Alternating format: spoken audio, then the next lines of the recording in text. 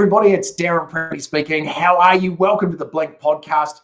Really excited for you to be with us today. And I know we've got an amazing topic because I think the topic that we've got today is going to be so applicable to so many businesses, so many people in business, that it's going to be a great topic. But before we get into that, I want to introduce our co-host, Jonathan Creek. Jonathan, all the way in Melbourne. How are you, mate? It's good to see you Great again. to see you.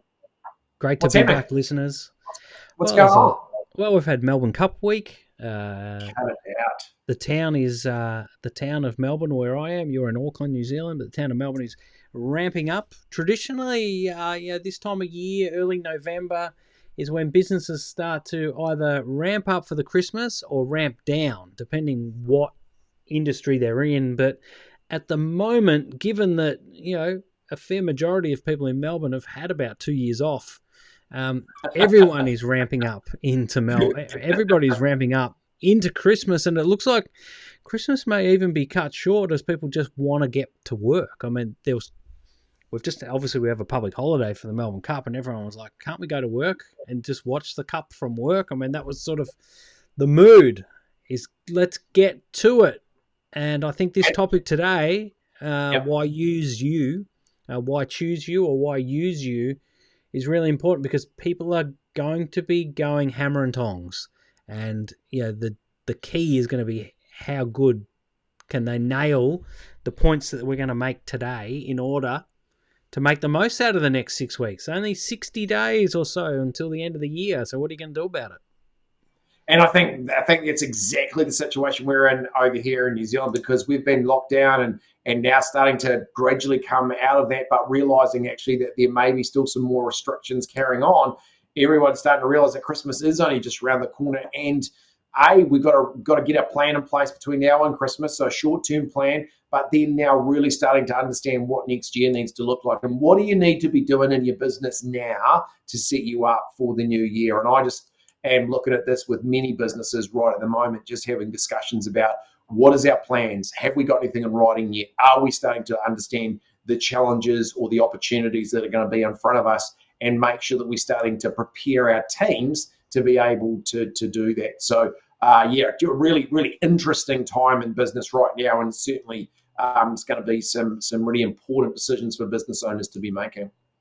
Yeah, I think we're going to see or witness, they talk about the vaxxed and the unvaxxed and having two categories of people. I think what we're going to see is two categories of business as well. We're going to see those who jump out fast from the gates, take a horse racing analogy, and really sprint to Christmas and maybe make some mistakes along the way. And then we're also going to see those who are probably a little bit timid, maybe a bit unsure, and they're going to sort of sit back and say, hey, I'm just going to sit back and not do much. I just want to see what's going on. And I think that's what we've got in the world at the moment. We've got those pretty broad categories, I know, but I think we can safely divide the world into two in that space. We're going to have the goers and those who sit back. And I'd love to know which saddle you're going to choose to be in, Darren. I just don't think there's a choice. I think when you consider that you've been potentially locked down or your business has been stalled, my view is you've got to get out of this as quickly as you can, because yes, you may make some mistakes. Yes, things might not be perfect, but I tell you what, you've got to cover some ground. You've got to reestablish a lot of those relationships that you had previously. You've got to get back in front of that customer, and you've really got to be starting to show key values, because I think a lot of the dynamics around our customers have been changed, and we've just been noticing over here in New Zealand that our postal service has been absolutely hammered because of the online and ordering and purchasing that's gone on over the lockdown period. Now, traditionally in New Zealand, we would much prefer to go to the shop, sit and touch the product, understand what it looks like, and then to be able to make the purchase. But over this period of time, a lot of New Zealanders now have been convinced that actually being able to transact online is going to be a new way that they're going to be doing business in the future. So getting businesses to understand, hey, these are the key core components that we need to have now to be able to look after our customers is going to be really, really critical. In regards to postage, Darren, because we've had the same situation over here. all I can say is, who would have thunk it? Who would have thunk? Who would have thunk that having populations of people locked down, unable to go to the shops, that maybe their retail therapy would go online? Now, Yep. over here it's Australia Post, and Australians have a love-hate relationship with Australia Post. They are the most expensive player in the game, and they are probably, well, let's be honest, they're probably at the lowest satisfaction rating. Now, unfortunately, and defending Australia Post, is they have this unfortunate scenario of being a private company that gets treated like a public company, and they suffer from that. But surely, someone like Jeff Bezos, Mr. Amazon, surely rather than sending himself to space, he could just fix the mail system. Surely he could just lend them a hand. Surely. And for the betterment of everybody. Because, I've got some new lights in my studio. You can see one of them just here. Where is it? That's there. How long do you reckon that light took to get here? I hate to know. Mate, it was over 9 weeks. I ordered these lights for my kids for homeschooling, so they could have a light on their laptop while they're homeschooling. Crazy. Well, guess what? The kids are back at school. The day the kids go back to school, the lights turn. They're right. I love it. So anyway, right.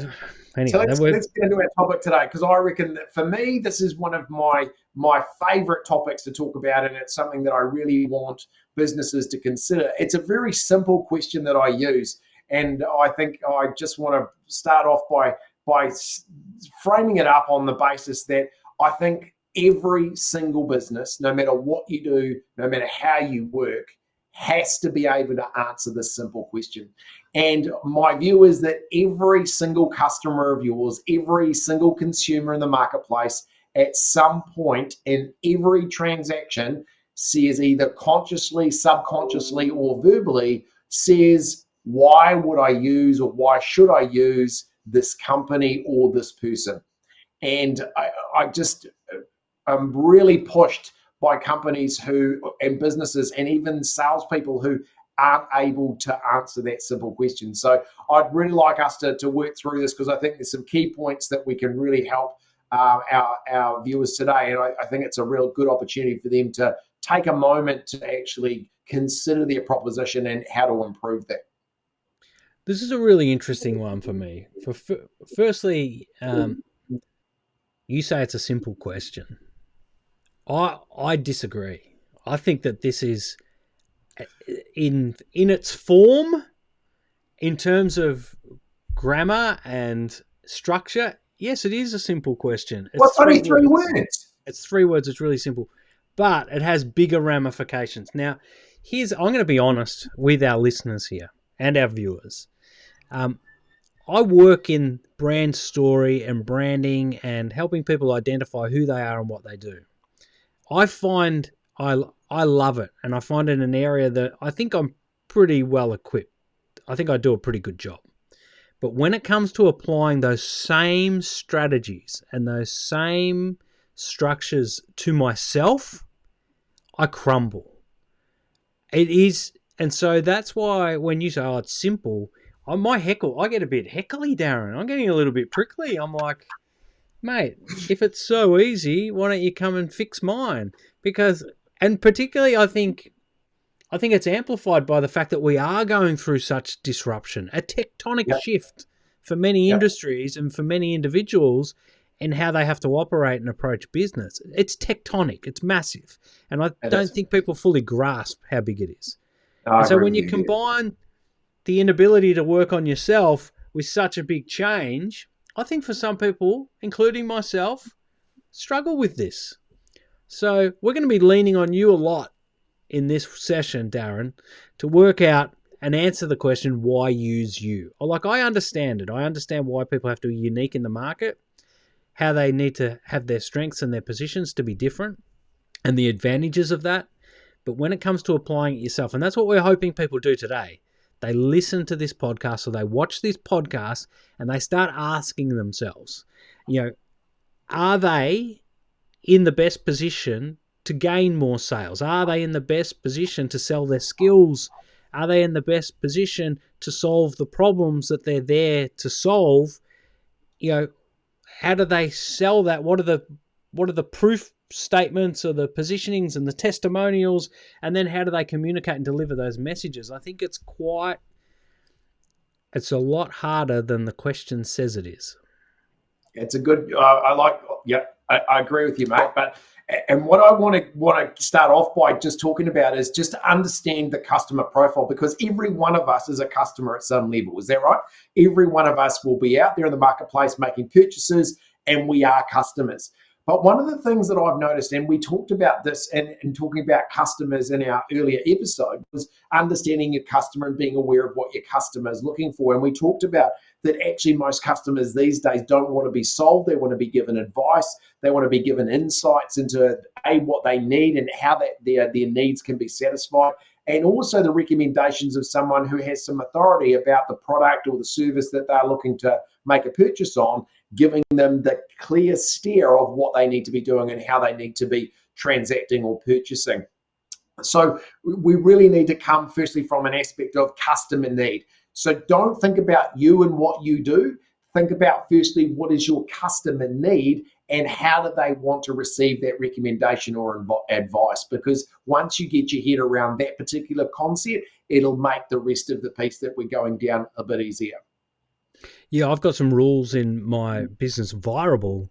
There's 5 rules that keep the voice of the business on track. And number 4 is you can't sell, they buy, which is a play off Yoda's famous quote of do or do not, there is no try. And I think that's really important, is that in a world where we're under pressure and say that we're running into this time frame of Christmas, so there is a squeeze on getting out there and finishing the calendar year off strong, I think what will happen there is that there'll be a tendency to sell. There'll be a tendency to bring the sales to the top. And I think those who don't will be rewarded. Yeah, 100%. 100%. So in terms of answering this question, what I do is I say, let's understand our customer need first. Understand the way our customer wants to be transacted and the information that they need to make a buying decision. And number 1 for me in terms of solving this is to understand your skill and your knowledge at providing that advice. All right. So number 1 for me is define your skill and knowledge in the product or the service and why the customer would be talking to you because of that skill and knowledge. So what are the areas of expertise that you have, and what is the information that's unique that you have that you can provide your customers? And I tell you, this is really fun when you start talking to salespeople and sales teams and even organizations about actually what is their unique skill and knowledge. What do they have? And many businesses just haven't even considered it. And that's the crazy part that for me is just you're trying to sell something, but you're actually not understanding what your unique skill and knowledge components are.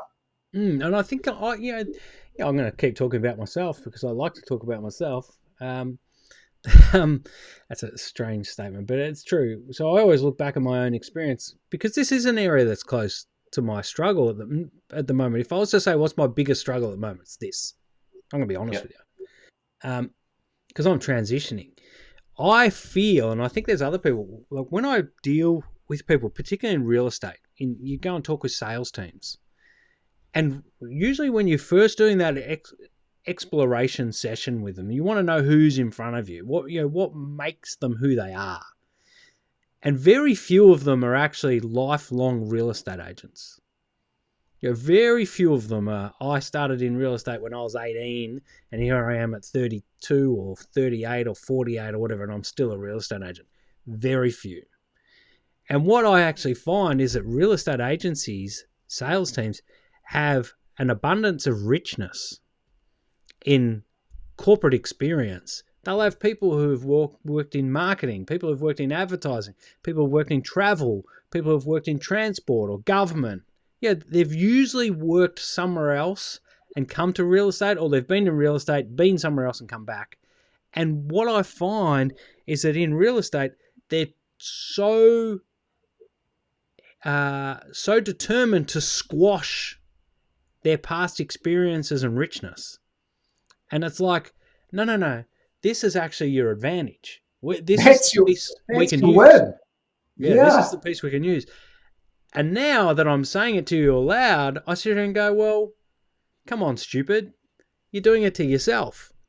Now, And that's the piece where I say to people, right, just grab a blank piece of paper, write down on it some of the key skills and the unique knowledge that you have that give you the right or give you the opportunity to provide your customers with the advice, the insights, and the recommendations to your products.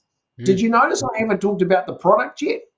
Did you notice that I haven't talked about actually what you're selling? It's about actually who you are as the mm, person providing that insight or that information or recommendation. Because once you get this nailed, you are away. And mm, you talk about real estate industry, mate. This is a topic that I do with just every team that I come across.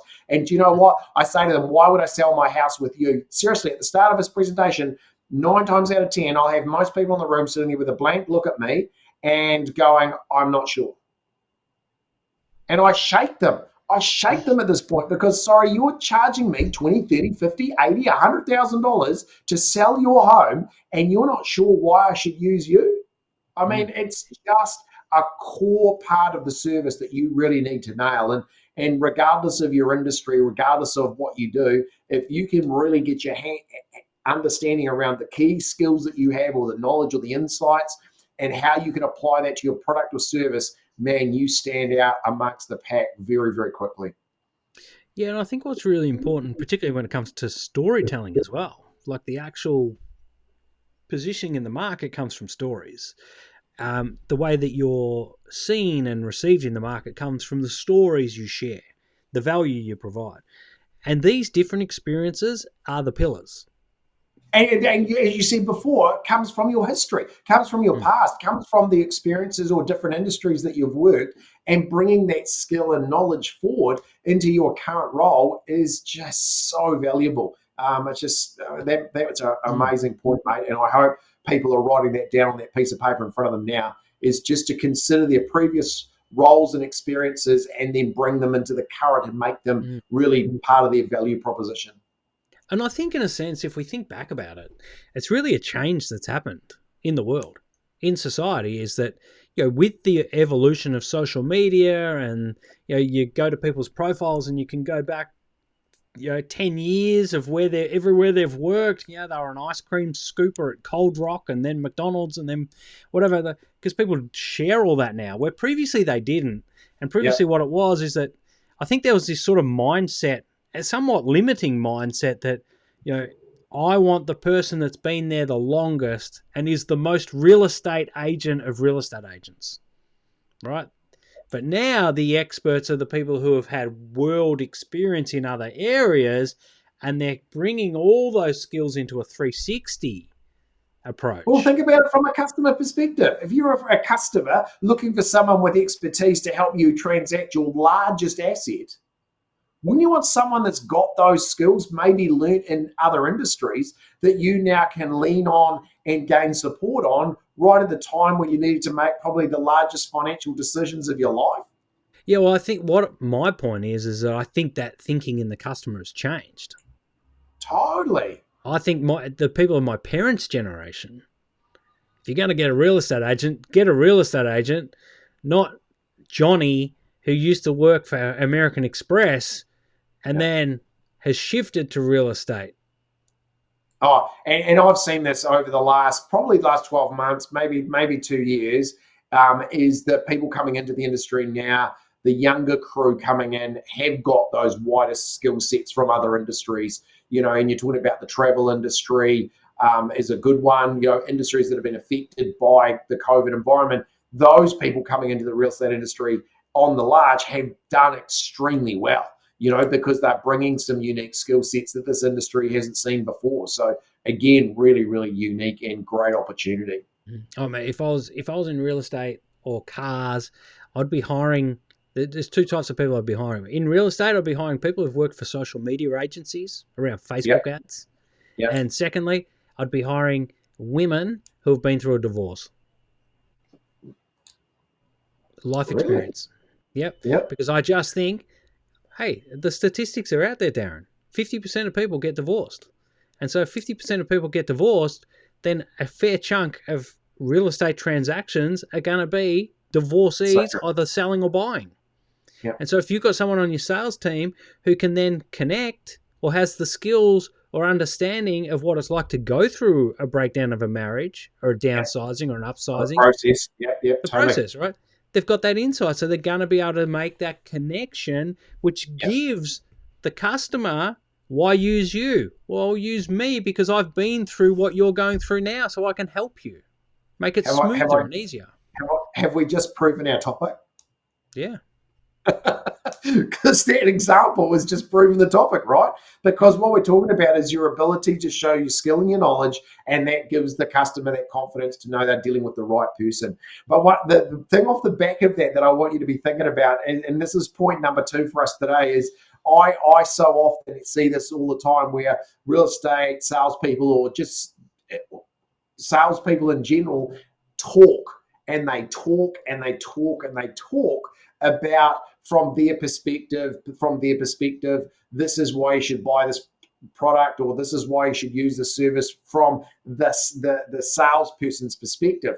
But what you've got to be able to do is to spin it around. And I always use the so what question, because if you have a customer in front of you that says, hey, it's really great that you've got great experience in negotiation, let's say, you've got great experience, but so what? What does it mean for me as the customer?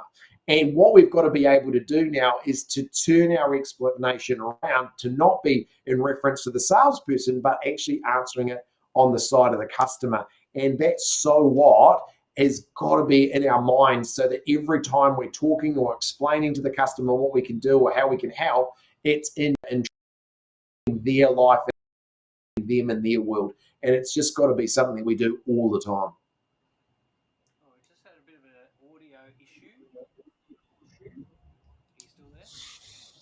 Testing. I'm hearing you. Hopefully you're there. So let's keep going. I don't know what that was, but this is real life, folks. This is recorded live, so technical issues will be part of it. It was something glitched and then it gave me a message and I didn't quite read it on time. But anyway, we'll keep going. Hopefully it's okay. We'll find it out. If it isn't okay, you'll never hear about it. Can you hear me okay? Yeah, I've got you okay. But you're quite low, eh? You're like, I think that microphone's clicked over to you. Do you think my microphone changed? I do.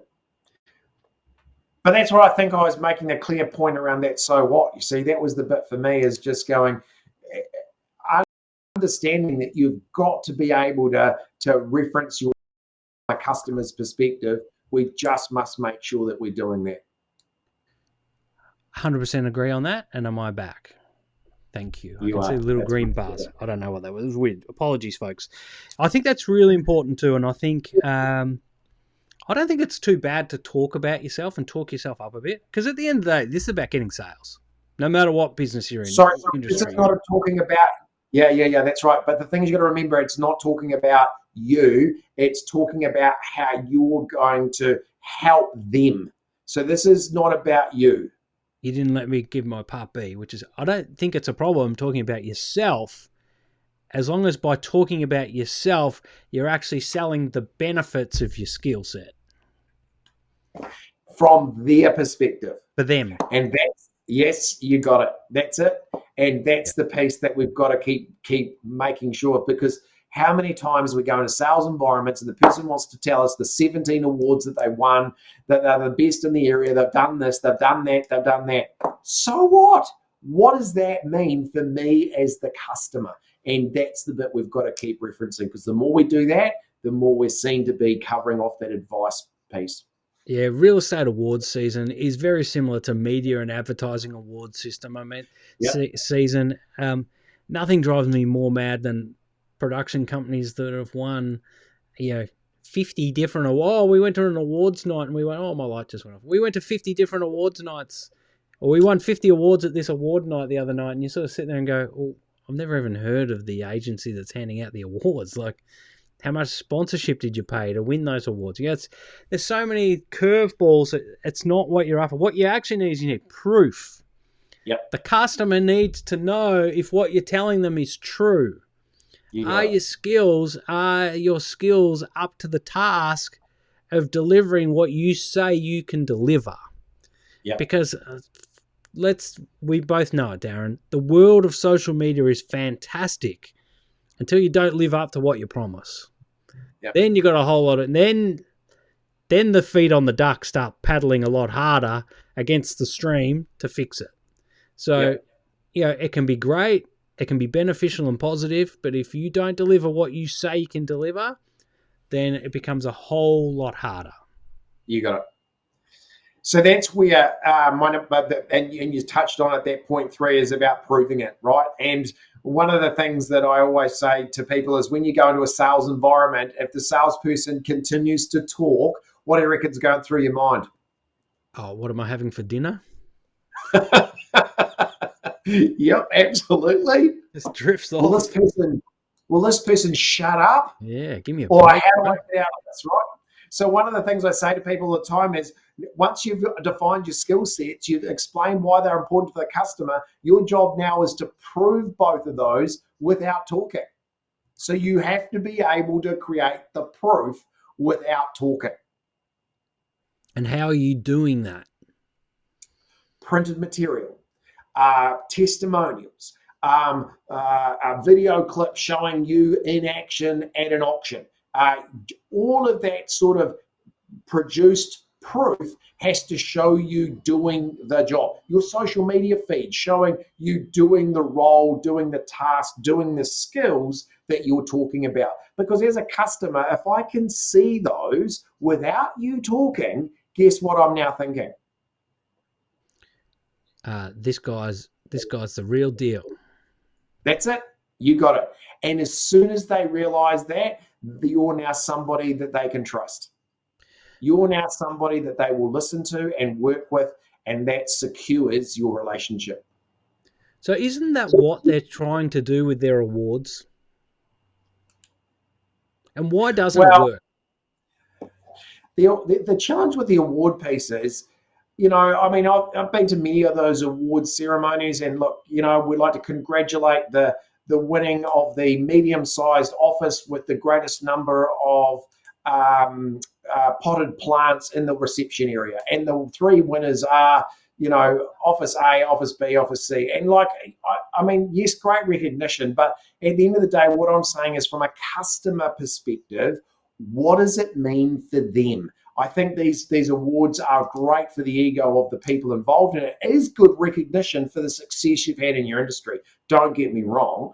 But on the other side of the coin, the reason, what I'm looking for you to explain to me is, how did you earn, or how did you get that award? What are the skills that you've got to get that award? Because as a customer, that's actually what I'm interested in. That's what helps me decide which agency or agent I'm going to be using. And that's my challenge, right? It's not about winning the award. It's actually how you win it that I really want you to explain. And the ability for you to prove that without speaking is a massive, massive step in owning and building that relationship with that customer. I think that's really important, is social media, and I'll always go back to it because I think it's just 99% of the places where you have to be, of your attention should be, because that's where the customer attention is. Is it, and you say this, is it too many real estate agents spend their time on social media being real estate agents? And I think what they really need to be doing is, they can be real estate agents, but be real. Show what you're doing. Show you're doing the work. Yeah, show you doing this. Invite people into your world rather than every video being a house tour ad. Like you think about it, you know how many real estate agents are on your feed and on my feed. How many times do you see a photo where you see the agent sitting at their desk making phone calls? No, I don't see it at all, Darren. No, I hardly see it at all, because all I'm seeing is sold another one, standing beside the sold sign, shaking somebody's hand. Well, that's the result, but you're not showing me how you got that result. And believe me, you change this and you do this, your relationship with your network and your customers changes overnight. Yeah, I think that's right. Show the work. Right? Yeah. The duck. Did they write that down? Do you think they wrote that down? I think they wrote it down. I think they're actually focused a little bit over your left shoulder. I think is that an award on that top shelf up there? Not flexing those awards, are we? Easy. It sits back there. Don't worry about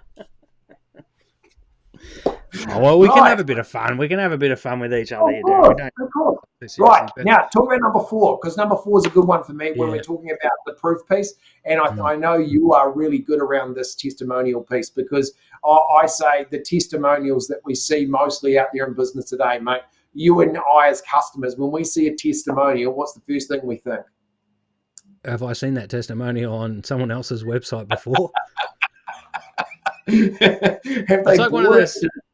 It's like in web world, right? So I always look towards e-commerce guys, because they're at the cutting edge of all the latest stuff. They are the absolute earliest adopters of any new technology. They'll do anything to increase their sales funnel by 3% or 0.5%. Like, they will go and squeeze the lemon as hard as anyone can squeeze a lemon. Like, these guys are masters.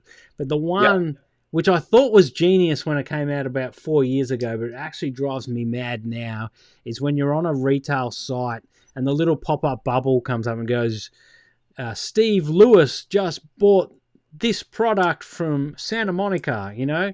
And then next one is Darren Prattley just bought from Auckland, New Zealand, just bought the blah, blah, blah.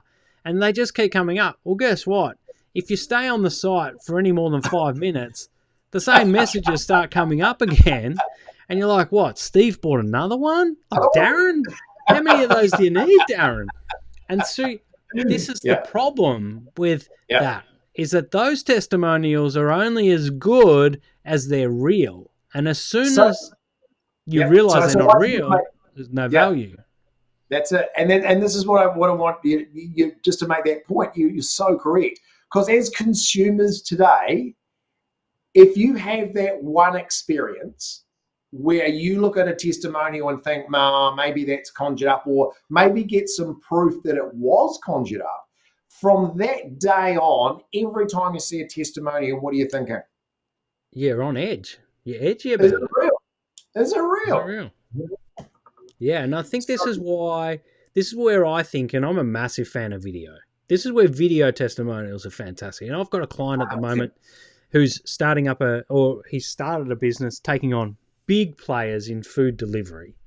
And, you know, he's up against massive companies like Uber and whatever. And the big thing for him is not to have, which I tell him is, even written testimonials can be faked.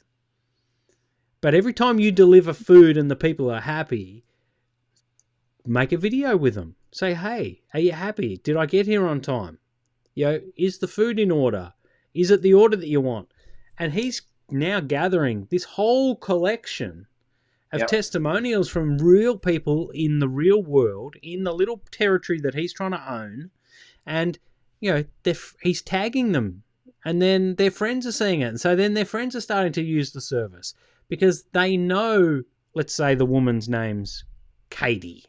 They know Katie. She's a mum at one of the schools. So they trust her. And then that's that peer validation of, oh, okay, she always, she seems pretty smart. She makes smart decisions.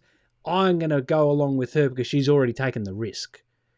And that's where I think, I totally agree. And that's where I really want to encourage the ability to use video as a testimonial tool, be able to put them in a reciprocal where you can get access to them at the buying moments, right? Or the decision-making moments, so that people can actually look at testimonials that haven't been bribed or positioned. They're actually genuine, and they get to choose which one of the testimonials or the video testimonials that they want to watch. So they are in control of that. Now, I want to give you a tip that actually helps you make these testimonials even more real. Now, you know how you said, hey, look, for a written testimony, I'm not sure whether it was real or not, or whether it's an actual one, or it was your mother that wrote it. One of the things that I encourage people to do around the testimonials is always do a paragraph or a follow-up clip on their video explaining how they got the testimonial. We're really, really thankful of Bill. He ran a great auction. We can't believe how many people turned up at the auction. It was an incredible event, and we're just so thrilled that Bill was our agent. Well, Bill then gets on there and says, one of the key things we do is have a very specific marketing plan that we use to attract the right buyers to the auction. And what we're able to do is to get the number of people to the auction based on that marketing campaign. So what you're actually doing is you're validating the testimonial based again on your skill set and what the advantage is for the customer. And as soon as you do that, whether it's written or it's on video, you start to show that these testimonials are real and that they can be relied on by the customer. So I really wanted to emphasize that whole testimonial piece, especially being able to answer that question, why use us? Yeah, I think you might, you may or may not have picked up, but I very rarely use the word testimonial. I'm all about peer validation. Now, if you say testimonials, people in their minds will have an idea of a face of somebody in a circle and a quote in inverted commas and then their title at the bottom. That's the standard 101 testimonial template.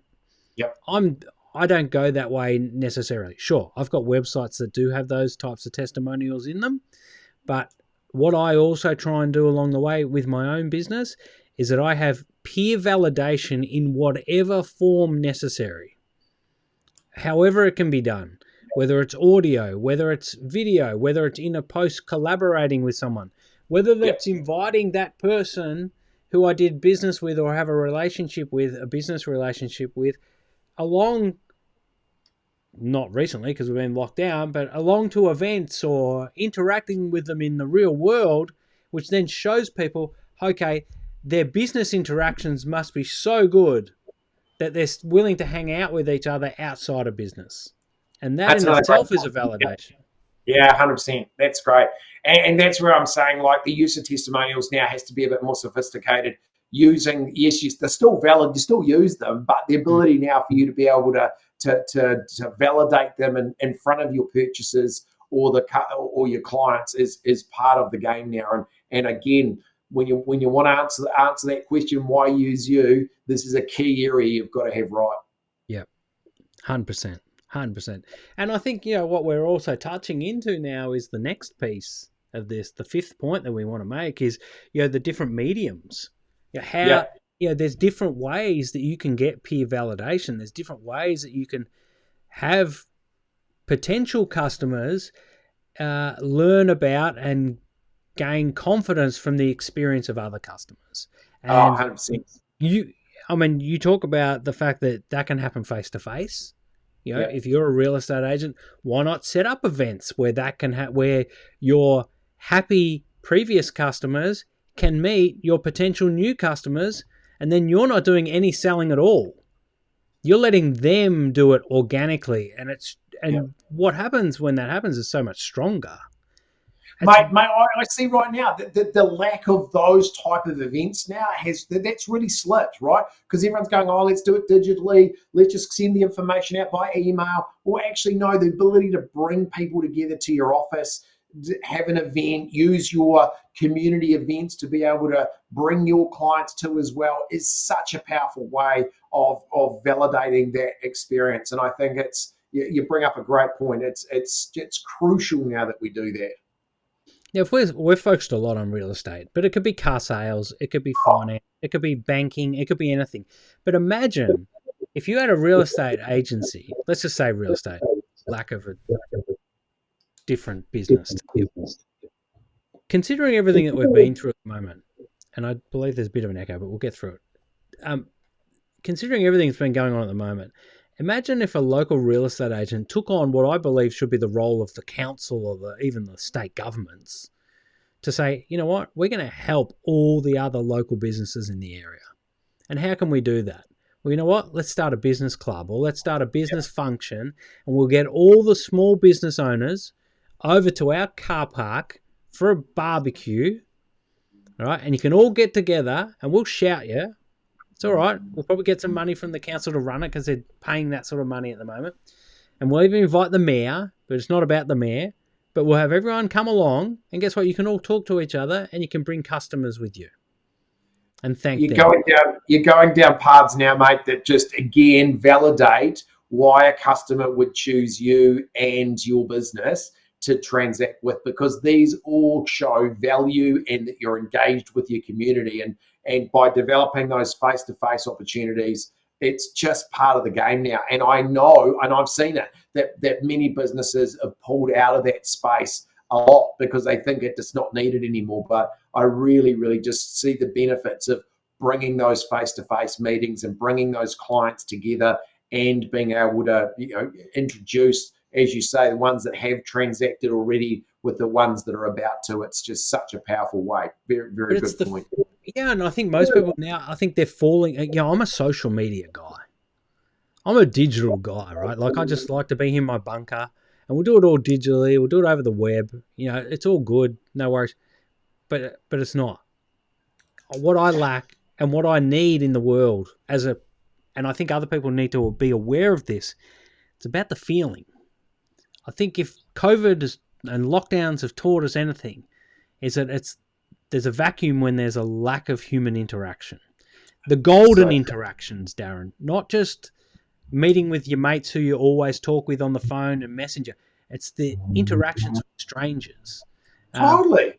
There was an older guy down the road the other day, and as I was driving past, he was mowing the lawn. And he tripped over and sort of fell down a bit of a retaining wall, and all I saw was like these arms and legs just fall backwards, and they're in the air, and the mower's rolling backwards, not towards him, thankfully, and he just he didn't get up, and I was like, hold on a minute, I was sort of looking in the mirrors of my car saying this guy didn't get up, so I thought, oh well, I'll do what humans should do, pulled over, put my mask on, walked down there, and here he is still on the ground, and I'm like, mate, are you all right? He goes, yeah, I am. What a bugger. I fell over. Can you help me up, mate? And so, I help him up. And then we end up having this fantastic conversation for 10, 15 minutes about life and COVID and how he's dealing.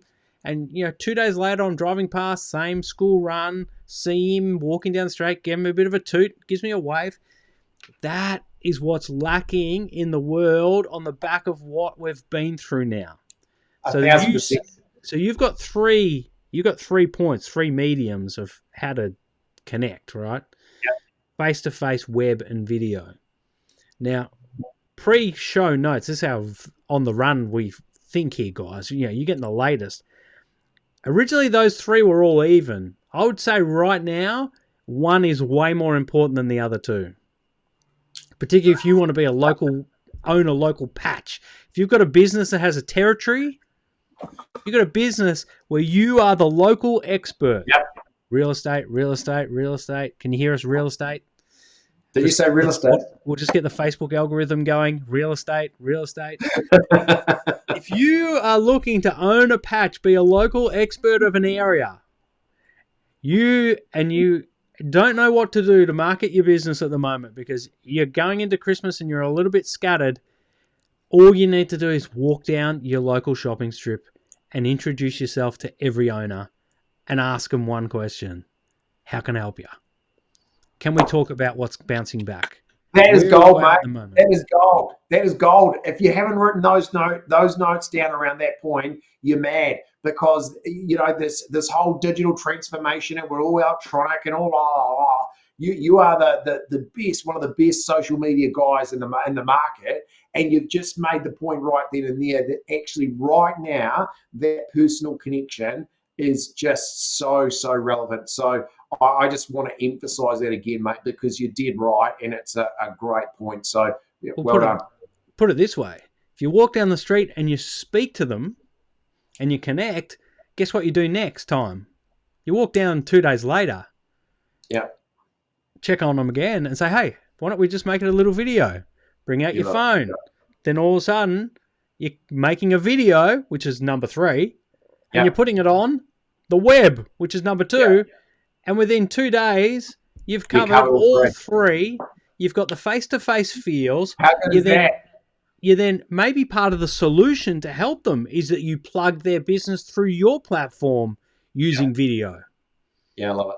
Here's Con the fruiterer. He hasn't been able to operate for the last 111 days, but he's got some beautiful mangoes. Get in. They're on special. Yep. I've got a box myself. They're not going to last because I'm coming back. So good. I just So good.